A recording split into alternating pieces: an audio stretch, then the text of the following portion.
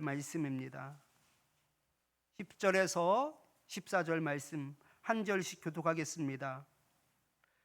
이스라엘 집 사람이나 그들 중에 거류하는 거류민 중에 무슨 피든지 먹는 자가 있으면 내가 그 피를 먹는 그 사람에게는 내 얼굴을 대하여 그를 백성 중에서 끊으리니 육체의 생명은 피에 있음이라. 내가 이 피를 너희에게 주어 제단에 뿌려 너희의 생명을 위하여 속죄하게 하였나니 생명이 피에 있으므로 죄를 속하느니라.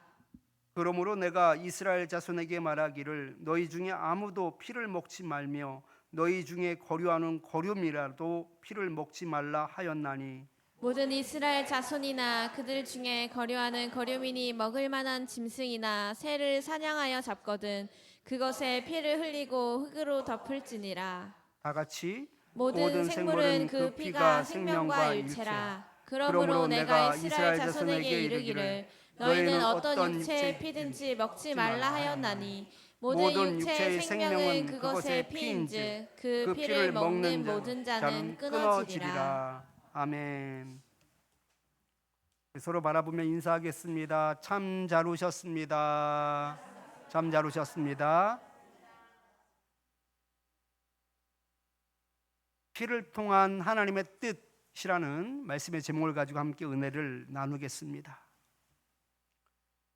중국 전국시대 사상가 한비자는 영린이라는 말을 했습니다. 영린이라는 말은 거꾸로 난 비늘이라는 뜻인데 이 전설 속의 동물인 용과 관련된 이야기입니다. 용은 성격이 온순하여 사람이 길들이면 등을 타고 다닐 수 있다고 합니다. 그러나 용의 목 아래에는 다른 비늘과는 반대 방향으로 난 단 하나의 비늘이 있는데 이곳을 건드리면 용은 극심한 고통을 느끼고 그 건드린 사람을 반드시 죽인다라는 얘기입니다. 이 얘기를 이제 한비자가 얘기했습니다. 유대인들에게도 이와 같은 영린이 있습니다. 율법의 시대에는 먹을 수 있는 음식과 먹어서는 안 되는 음식을 철저하게 구별하였습니다. 그러나 예수님을 통해 구원을 얻게 된 이후에도 음식과 관련된 문화와 전통에서 완전히 자유로워지기는 어려웠습니다. 몸에 밴 습관과 또 전통으로 말미암아 그 금지되었던 음식을 아무 저항 없이 받아들이는 데에는 한계가 있었습니다. 이것은 믿음의 문제라기보다는 문화와 전통에 깊이 뿌리내린 생활 방식의 문제라고 알 수 있습니다. 베드로가 환상 중에 하늘에서 한 그릇이 내려왔는데 그 그릇 안에는 부정한 짐승들로 가득했습니다. 이어서 들리는 음성이 있었습니다. 그 짐승들을 잡아 먹으라는 것이었지요. 그러나 베드로는 본능적으로 그것을 거부하며 속되고 깨끗하지 아니한 것을 내가 결코 먹지 아니하였나이다 라며 대답을 합니다. 반면 복음을 통해 예수를 믿게 된 이방인들의 경우는 다르지요. 그들에게는 부정한 음식이라는 개념 자체가 없었습니다. 그러기에 율법으로부터 자유로울 수 있었습니다. 그러나 유대인들은 이러한 이방인들의 신앙을 쉽게 받아들이지 못하고 오히려 자신들의 전통을 기준으로 그들을 정죄하였지요. 이런 문제로 교회가 혼란스러워지자 결국 예루살렘 교회에서 최초의 종교 회의가 열리게 되었습니다. 그 회의에서는 4가지 금기 사항을 정하게 됩니다. 첫 번째는 우상에게 바쳐진 음식을 금할 것. 두 번째는 어떤 형태이든지 짐승의 피를 직접 섭취하는 것을 금할 것. 셋째는 이것도 피와 연결된 연장선이라고 말할 수 있는데요, 목매어 죽인 것을 금할 것. 네 번째는 음행을 멀리할 것입니다. 그리고 이 요긴한 것들 외에는 아무 짐도 너희에게 지우지 아니하는 것이 옳다 라는 말로 모든 논란을 정리했습니다.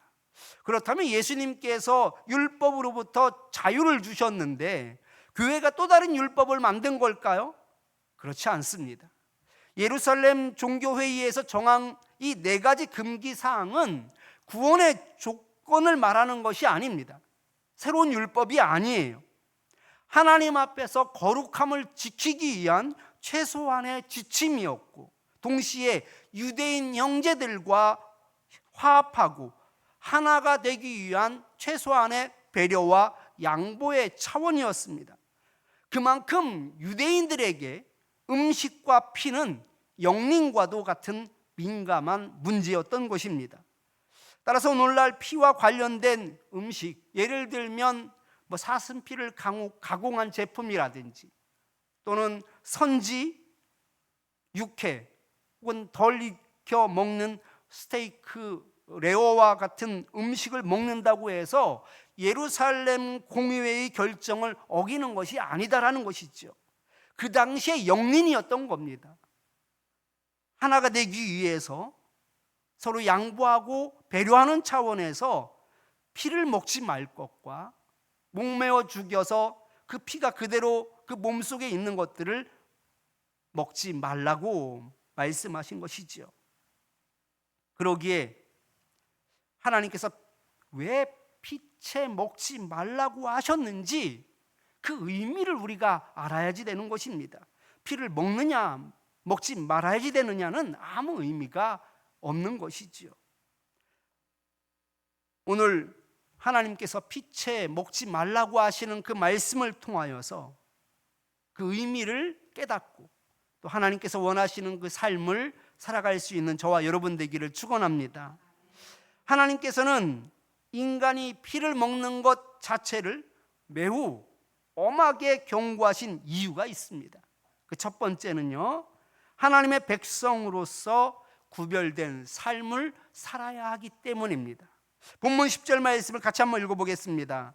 이스라엘 집 사람이나 그들 중에 거류하는 거류민 중에 무슨 피든지 먹는 자가 있으면 내가 그 피를 먹는 그 사람에게는 내 얼굴을 대하여 그를 백성 중에서 끊으리니. 피를 먹어서는 안 되는 대상이 단지 이스라엘 백성들에게만 해당되는 것이 아닙니다.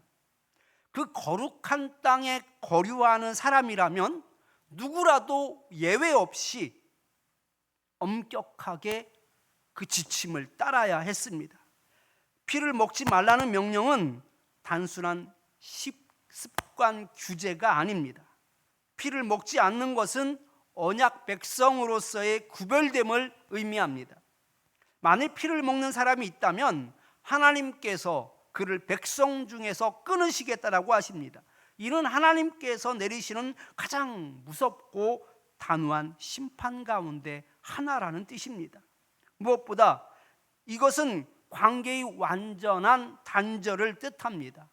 내 얼굴을 대하여 라는 표현은 하나님의 모든 관심과 권능이 그 사람에게 집중된다라는 의미를 가지고 있습니다.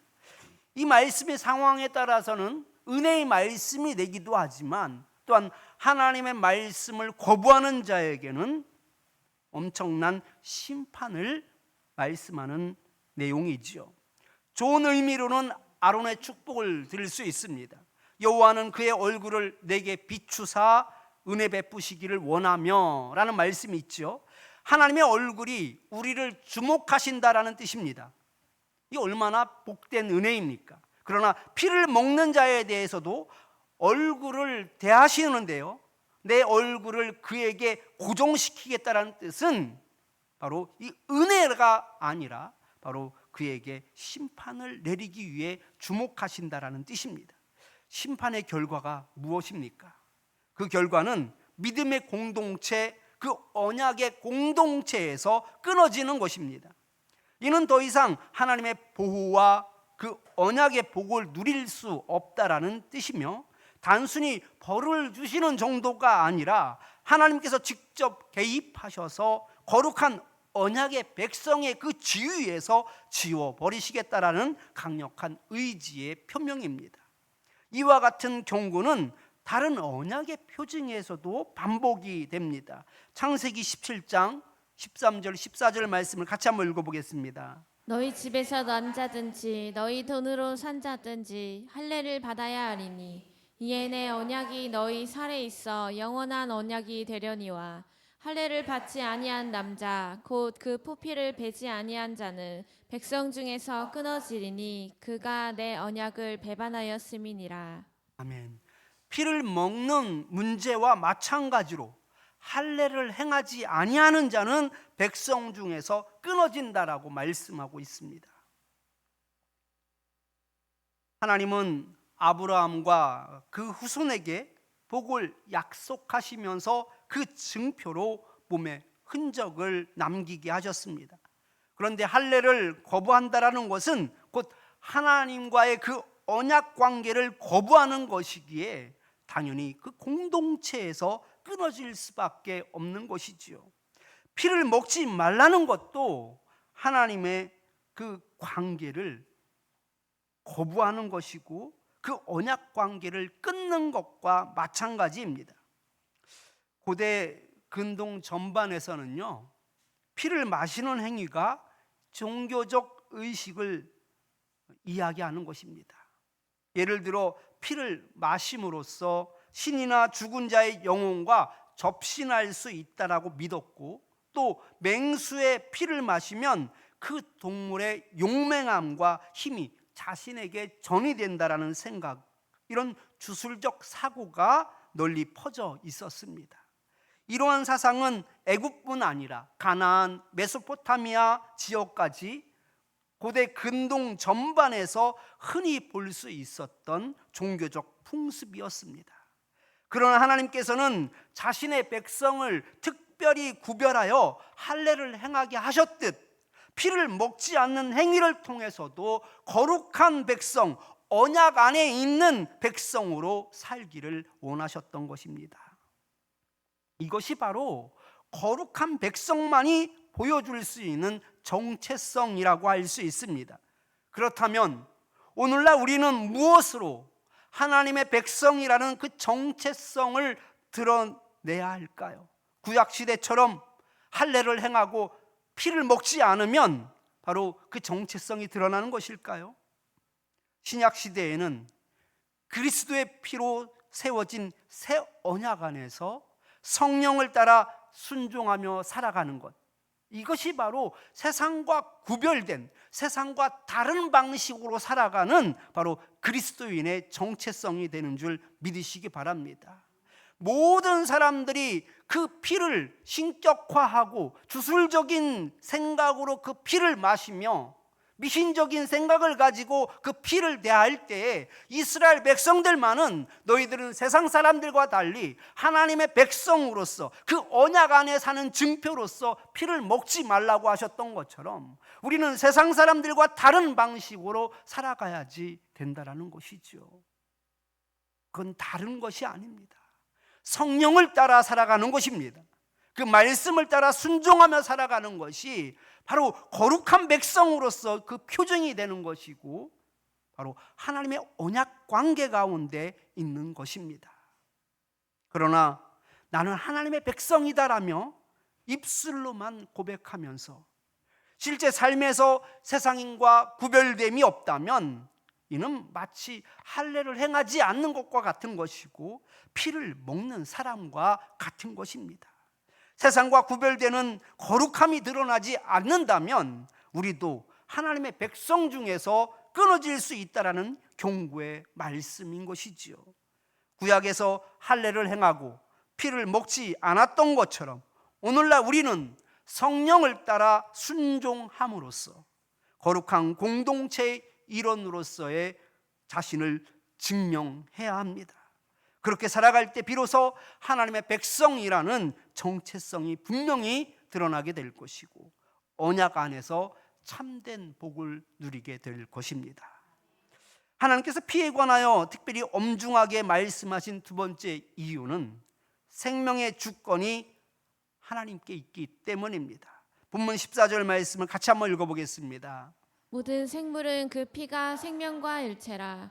그러므로 내가 이스라엘 자손에게 이르기를 너희는 어떤 육체의 피든지 먹지 말라 하였나니 모든 육체의 생명은 그것의 피인즉 그 피를 먹는 모든 자는 끊어지리라. 아멘. 이 본문 14절을 보면 해석이 안 된 내용이 있는데 바로 접속사 키, 왜냐하면이라는 말로 시작이 됩니다. 왜 그러느냐? 왜 먹지 말아야지 되느냐? 곧 피를 먹지 말아야 하는 이유는 모든 생물은 그 피가 생명과 일체이기 때문이다라고 말하고 있습니다.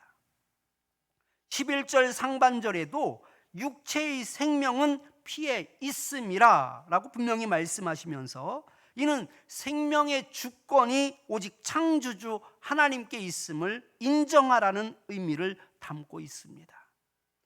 13절 하반절을 보면 먹을 만한 짐승이나 새를 사냥하여 잡거든 그것의 피를 흘리고 흙으로 덮을 것을 명령하셨습니다. 피를 먹지 않고 땅에 쏟는 행위는 모든 피조물의 생명은 내 것이 아니라 하나님의 것입니다 라는 신앙 고백적 행위입니다. 시편 36편 9절에서도 진실로 생명의 원천이 주께 있사오니 주의 빛 안에서 우리가 빛을 보리이다 라고 말씀하고 있습니다. 생명의 원천이 주께 있사오니 모든 생명의 근원이 하나님께 있음을 분명히 보여줍니다.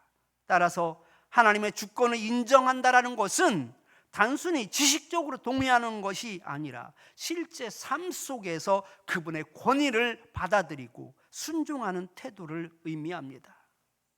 사무엘상 2장 6절은 여호와는 죽이기도 하시고 살리기도 하시며 스올에 내리기도 하시고 거기에 올리시기도 하시는도다라고 말씀하고 있습니다.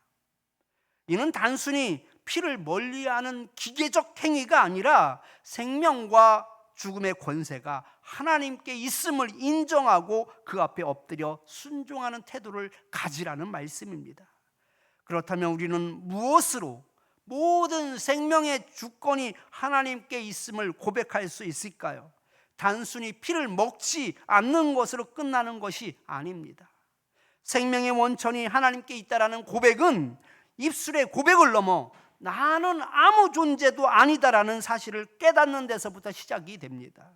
내가 할 수 있는 일은 없습니다. 생과 사와 또 화와 복을 주관하시는 주님 앞에 철저히 낮아지고 하나님만을 경외하는 것, 이것이 바로 모든 생명의 주권이 하나님께 있음을 고백하는 것입니다. 사도행전 17장 25절은 이렇게 이야기하고 있습니다. 만민에게 생명과 호흡과 만물을 친히 주시는 이시니라. 우리의 생명과 호흡조차 하나님께서 주시는 것이라는 그 고백의 표현이 바로 생명과 같은 피를 먹지 않는 것이었습니다.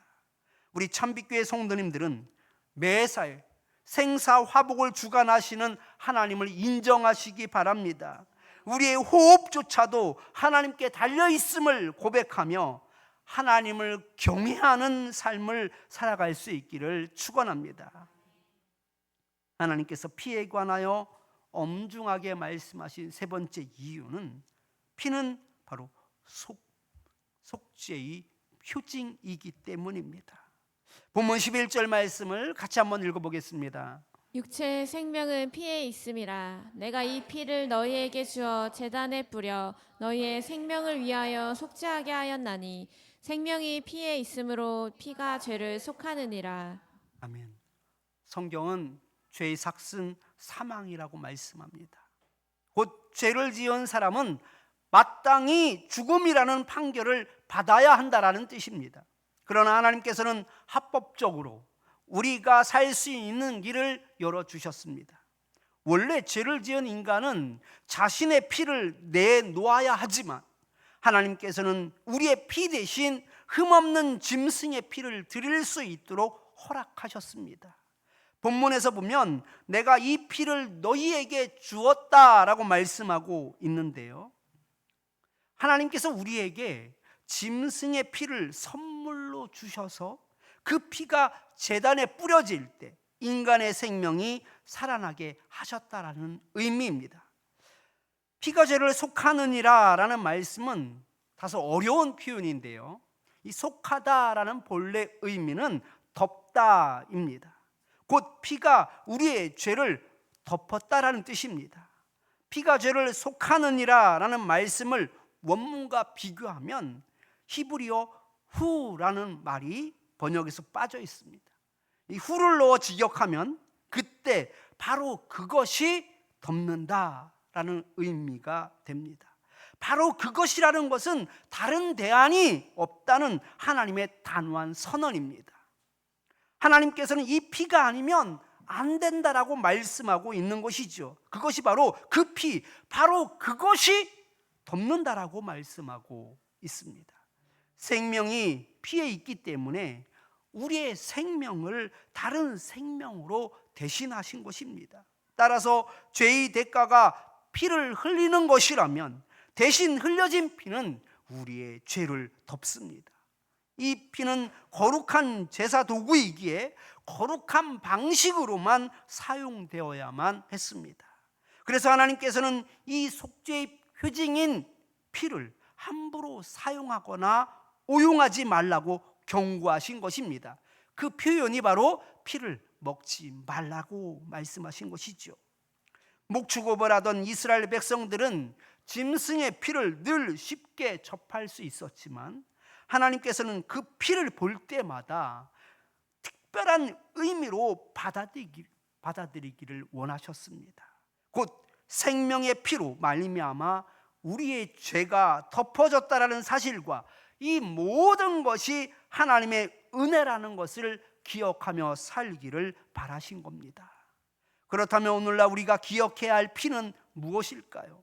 마태복음 26장 28절 말씀은 이렇게 말씀하고 있습니다. 같이 한번 읽어보겠습니다. 이것은 죄 사함을 얻게 하려고 많은 사람을 위하여 흘리는 바 나의 피 곧 언약의 피니라.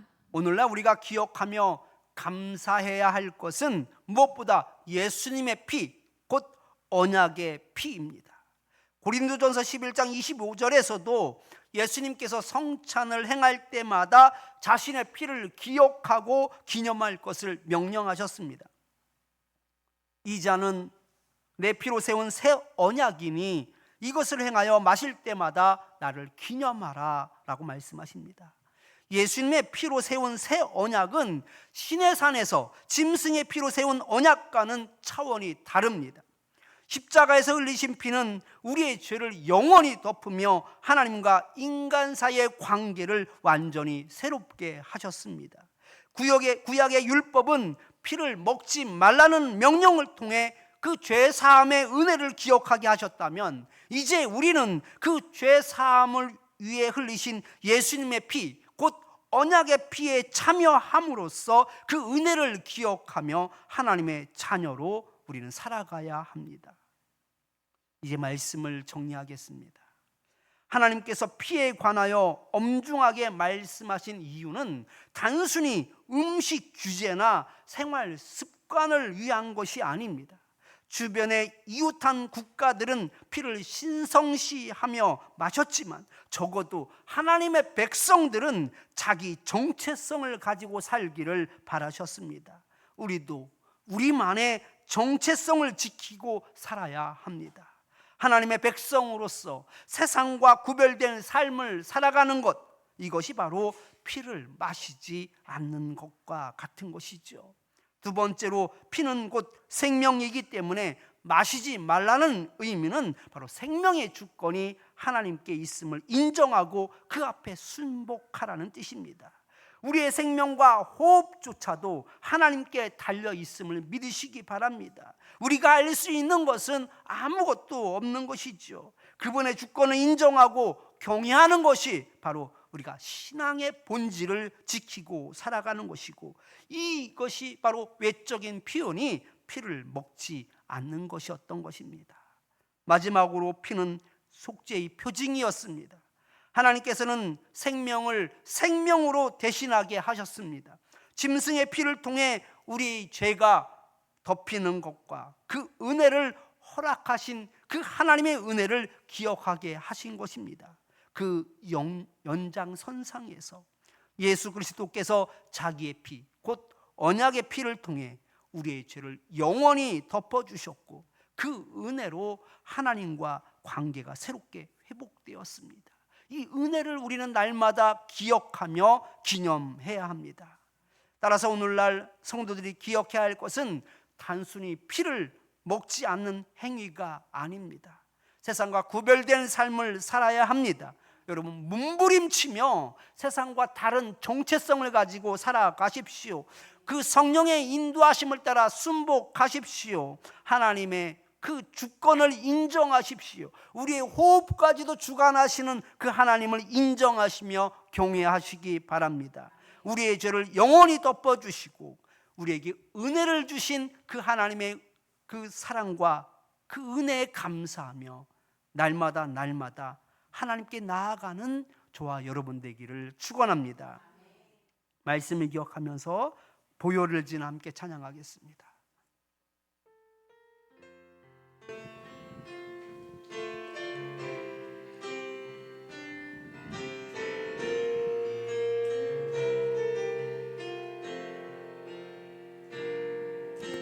보혈을 지나 하나님 품으로, 보혈을 지나 아버지 품으로, 보혈을 지나 하나님 품으로 한 걸음씩 나아가네. 보혈을 지나 하나님 품으로, 보혈을 지나 하나님 품으로, 보혈을 지나 하나님 품으로 한 걸음씩 나아가네. 존귀한 주 보혈이 내 영을 새롭게 하시네. 존귀한 주 보혈이 내 영을 새롭게 하시네. 존귀한 주 보혈이 내 영을 새롭게 하시네. 존귀한 주 보혈이 내 영을 새롭게 하네.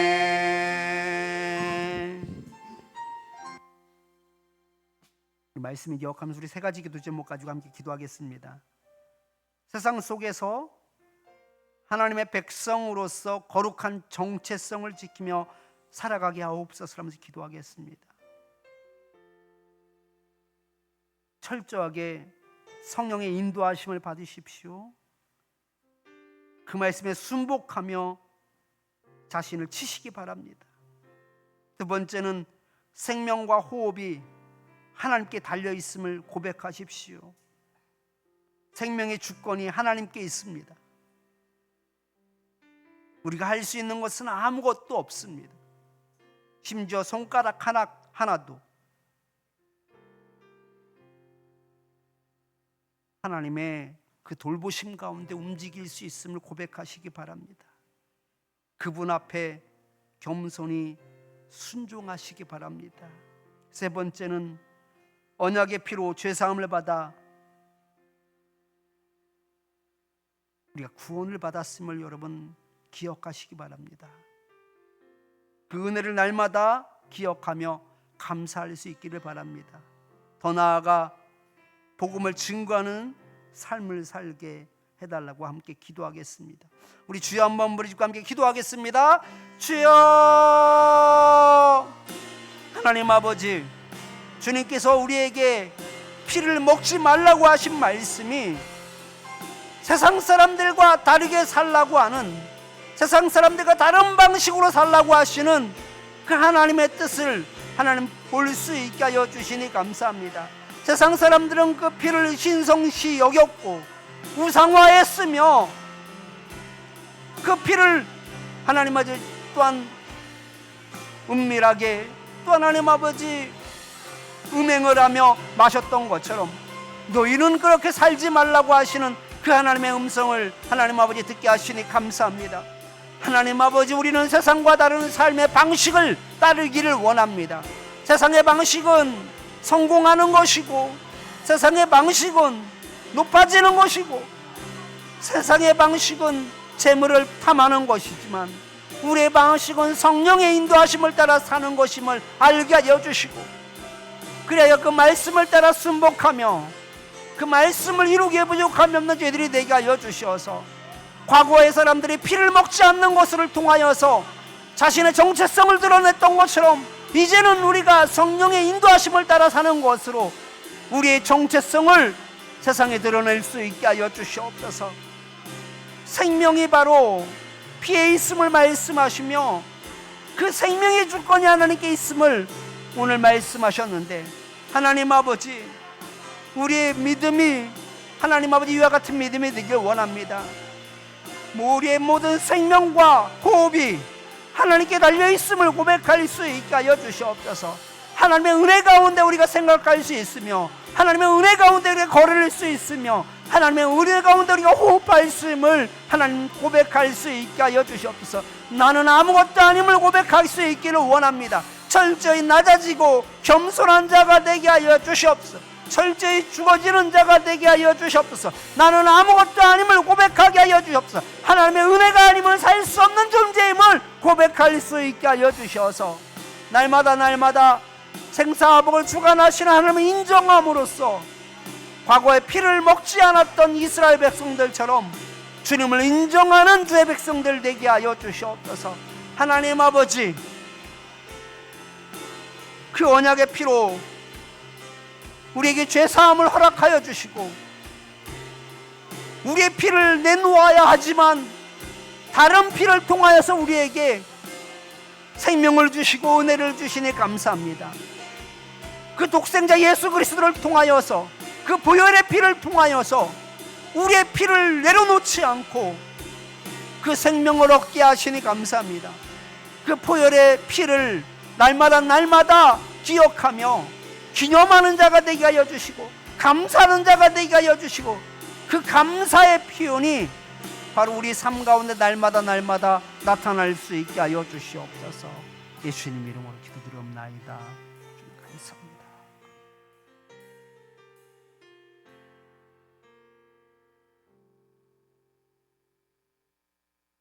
세상 사람들은 피를 마시는 것을 통하여 자신의 신과 접신하고자 하였고,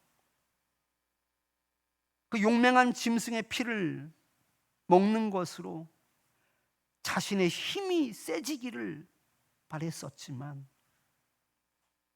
하나님의 백성만큼은 저들과 다른 방식으로 살기를 바라셨기에 피를 먹지 말라고 말씀하신 것을 알게 하시니 감사합니다. 하나님 아버지, 오늘날 이 시대에 우리가 피를 먹지 않는 것은 세상 사람들과 다른 방식으로 살아가는 것임을 알게 하여 주시옵소서. 세상 사람들은 높아지고자 하고 성공하고자 하고 더 많은 것을 누리고자 하고 명예를 얻고자 하고 부를 축적하는 것에 가치가 있고 목적이 있다면 우리는 그것과 다른 방식으로 세상을 살아가기를 원합니다. 성령의 인도하심을 받게 하여 주시고 성령을 따라 말하게 하게 하여 주시고 성령을 따라 순종하는 자들이 되게 하여 주시어서 세상 사람들과 다른 방식으로 살아가는 주의 백성으로서의 정체성을 가지게 하여 주시옵소서. 하나님 아버지, 피는 곧 생명이라 말씀하셨습니다. 그 생명의 주권이 하나님께 있음을 말씀하고 있는데, 하나님, 우리는 너무나 어리석어서 내 생명은 내가 주관한다고 생각할 때가 얼마나 많은지 모릅니다. 하나님 아버지, 오늘 말씀을 통하여서 다시금 내 생명과 나의 호흡과 나의 모든 육체가 하나님께 달려있음을 고백할 수 있게 하여 주시옵소서. 진정 주님 앞에서 아무것도 아님을 고백하는 자들이 되게 하여 주시옵소서. 철저히 낮아지고 겸손한 자가 되게 하여 주시옵소서. 하나님의 은혜가 아니면 살 수 없는 존재라는 것을 깨닫게 하여 주시옵소서. 오직 하나님의 은혜만을 구하는 주의 백성들이 되게 하여 주시어서 구약시대에 피를 먹지 않았던 사람들처럼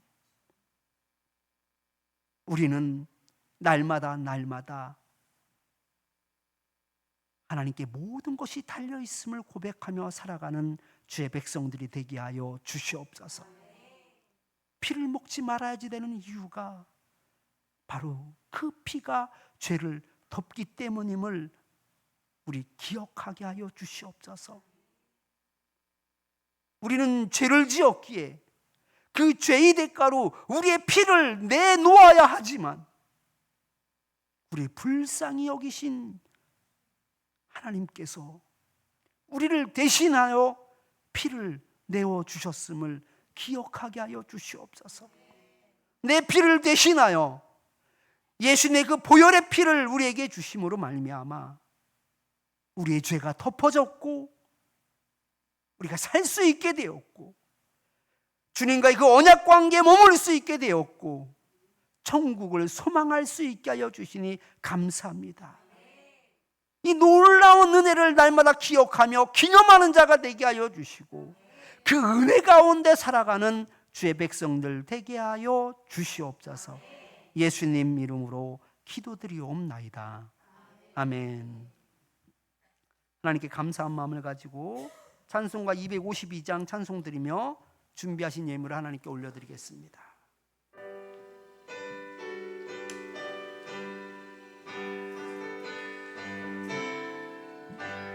나의 죄를 씻기는 예수의 피밖에 없네.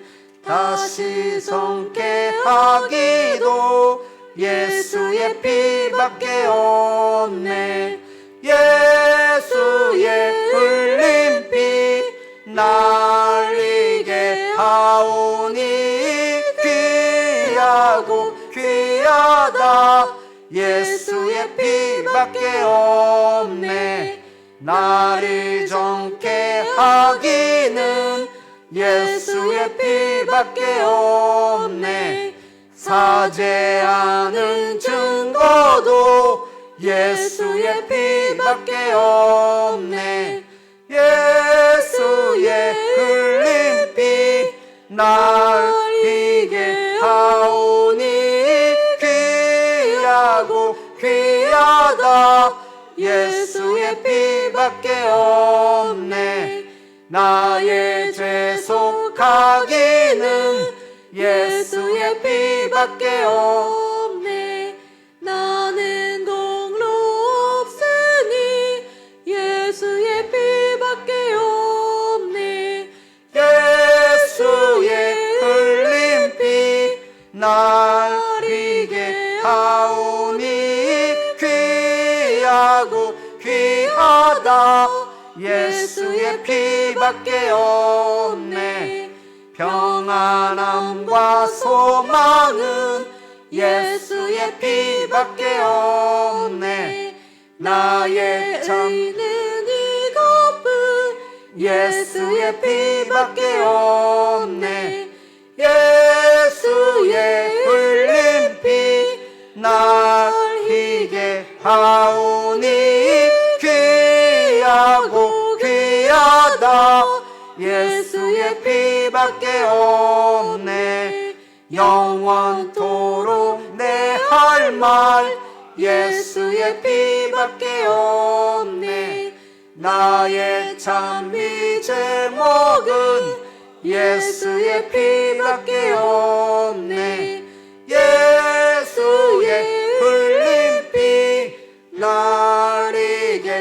나오니 귀하고 귀하다 예수의 피밖에 없네.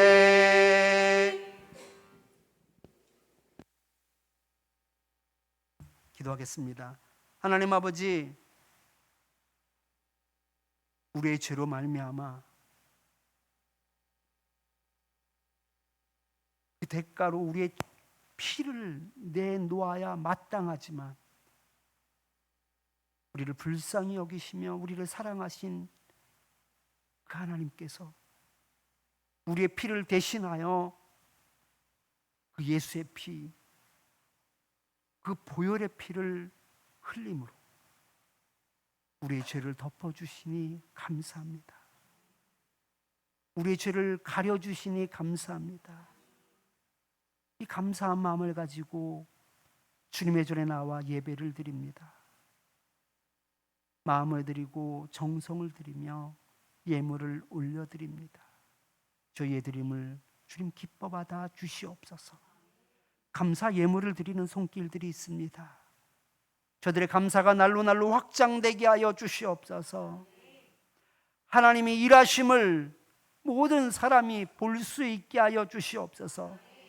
기도하는 것 그 이상으로 더 좋은 것으로 채워주시고 응답하여 주시어서 그들의 삶 가운데 감사가 날로 날로 커지게 하여 주시옵소서. 11조 예물을 드리는 손길들이 있습니다. 이 모든 것이 하나님께로부터 왔기에 하나님의 것을 온전히 구별하여 다시금 하나님께 올려드리오니 이 11조 예물을 주님 기뻐 받아 주시옵소서. 하늘 창고를 열어 부어주시사 저들이 사는 동안에 부족함이 없게 하여 주시옵소서. 하나님의 부어주시는 그 은혜 가운데 풍성함을 누리게 하여 주시옵소서. 건축 예물을 드리는 손길들이 있습니다. 이 예물이 종잣돈이 되어 우리 참빛교회에도 교육관이 세워지는 은혜가 있게 하여 주시옵소서. 영화부에서 청년부에 이르기까지 수가 충만케 하여 주시옵고 다음 세대를 세워 나아가는 교회가 되게 하여 주시어서 이 지역을 살리는 교회가 되게 하여 주시옵소서. 선교 예물을 드리는 손길들이 있습니다. 이 예물이 선교사님들과 또 작은 교회 큰 위로가 되게 하여 주시고 하나님의 나라가 확장되는 은혜가 있게 하여 주시옵소서. 예물을 드리는 저들에게도 은혜를 덧입혀 주시어서 선교사와 같은 동일한 은혜를 허락하여 주시옵소서. 일천번제를 드리는 손길들이 있습니다. 마음의 소원과 기도의 제목이 이루어지게 하여 주시옵소서. 하나님께 드려지는 이 모든 예물이 하나님께서 기뻐 받으시는 예물이 되게 하여 주시옵소서. 나가도 들어가도 복된 인생들이 되게 하여 주시옵소서. 하나님께서 함께 하시는 은혜 가운데 그 삶이 형통케 하여 주시고 감사가 날로 넘치게 하여 주시옵소서. 이 예물이 하나님 나라 위하여 귀하게 쓰이기를 원하오니 하나님께서 친히 통치하여 주시옵소서. 예수님 이름으로 봉헌 기도드리옵나이다. 아멘. 교회 소식을 알려드리겠습니다. 설 명절 연휴 관계로 오늘 오후 예배는 드리지 않습니다. 낮 예배 후에 점심도 따로 먹지 않습니다. 설 명절 잘 보내시고 또 지방에 내려가시는 분들 또 운전 조심하시고 또 그곳에서도 빛이 비추는 하나님의 자녀로서 정체성을 잘 가져서 의미 있는 시간을 보낼 수 있기를 바랍니다.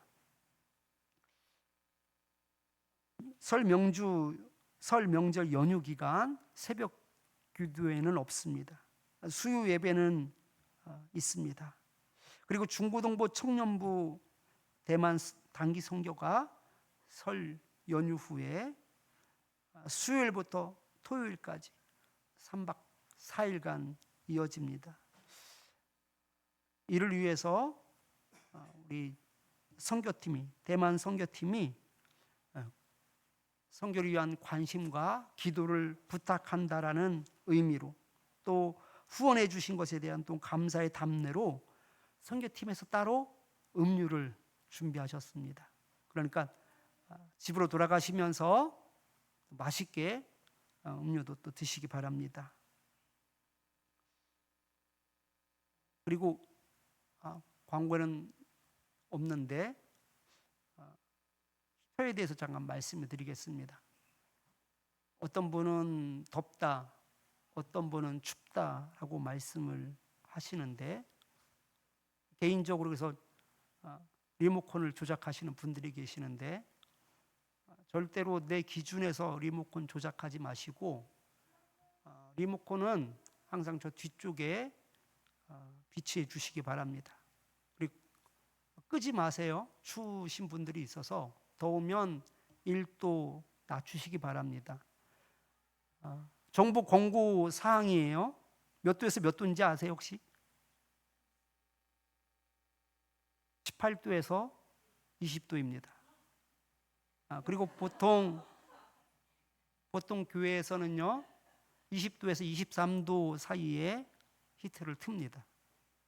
제가 전기세 아끼려고 드리는 말씀이 절대 아니에요. 그러니까 우리는 23도에 맞춰 놓자고요. 그러다 더우면 1도를 낮추는데, 그걸 누가 낮추느냐? 사모님이 낮출 겁니다. 제가 사인을 줄 거예요. 그 기준은 뭐냐? 제가 기준이에요. 여러분들이 기준이 되면 안 돼요. 왜냐하면 제가 가장 최상의 컨디션 가운데 여러분 예배를 드려야지 되는데, 그래서 제가 좀 덥다 싶으면 끄는 게 아니라 1도로 좀 낮춰달라고 제가 사인을 줄 거예요, 사모님한테. 그러면 사모님이 1도를 낮출 거예요. 이 앞에 거는 끄고요, 뒤에 거만 그렇게 할 건데, 그래서 덥다고 해서 함부로 끄면 안 돼요. 그러면 추우신 분들이 계셔요. 지금 저는 괜찮은데. 그래서 23도를 높이지 마세요. 그 이상 23도에 맞추시고. 그래서 23도에도 충분해요. 옷 입고 있으면 충분해요. 그렇게 협조해 주시고 개인적으로 리모컨을 들고 계시지 마시기 바랍니다. 나머지 광고는 주보를 참고해 주시기 바랍니다. 기도하겠습니다. 성도 여러분, 자녀를 오직 주의 교훈과 훈계로 양육하시기 바랍니다. 그리하면 자녀들이 구원의 길을 가게 되고 그 길이 형통하게 될 것입니다. 여러분도 복된 노년을 보내게 될 것입니다. 하나님 아버지, 주께서 명하신 대로 주의 이름으로 주의 자녀들을 축복하오니 금년에도 저희들 가정에 복을 주사 하나님을 잘 섬기고 부모님을 공경하며 자녀들을 오직 믿음과 말씀으로 잘 양육하고 형제 자매 간에 우애하고 부부 간에 온전히 연합하여 하나를 이루게 하옵소서. 성도 간에 화평하게 하옵소서. 그저 사랑하며 축복하며 살게 하옵소서. 예배 생활 잘하고 주신 비전을 이루기 위해 쉬지 않고 기도하며 최선을 다하게 하옵소서. 그래서 가정과 일터와 교회와 나라와 세계 모든 민족 가운데 뛰어나 쓰임받게 하옵소서. 늘 정직하고 의와 선을 행하며 복음을 전파하여 세상을 변화시키는 하나님의 사람으로 살게 하옵소서. 그리하여 먹든지 마시든지 무엇을 하든지 오직 하나님께 영광을 돌리게 하옵소서. 우리 자녀들에게 하나님의 지혜를 덧입혀 주셔서 악한 세상을 능히 이기며 살게 하옵소서. 이 모든 복을 누리지 못하도록 미혹하는 악한 마귀야, 이단의 영과 거짓 교사의 영과 당을 짓게 하고 이간질하여 하나가 되지 못하게 하는 영과 각 사람에게 질병을 가져다주는 병마야, 병의 근원들아, 코로나19 바이러스야, 음란한 영아, 예수 그리스도의 이름으로 명하노니 각 사람과 가정과 일터와 이 교회와 우리 모두 가운데에서 지금 모든 결박을 풀고 떠나갈지어다. 주여, 주의 성도들에게 은혜와 평강을 베푸시고 모든 위험에서 지켜주옵소서. 모세처럼 사는 날 동안 눈도 흐리지 아니하고 기록도 쇠하지 아니하고 귀도 어둡지 아니하여 강건하게 살게 하옵소서. 그래서 맡겨진 사명 잘 감당하다가 부르시는 그날에 그 영혼이 꼭 천국에 가게 하옵소서. 예수 그리스도 이름으로 기도드리오며 이제는 우리 주 예수 그리스도의 은혜와 하나님 아버지의 극진하신 사랑과 성령님의 위로교통 역사하심이 세상과 다르게 다른 방식으로 살며 하나님의 주권을 철저하게 인정하며 그 보혈의 피 가운데 늘 감사하며 살기를 소원하는 주의 백성들 머리 위에 이제로부터 영원까지 함께 계실지어다.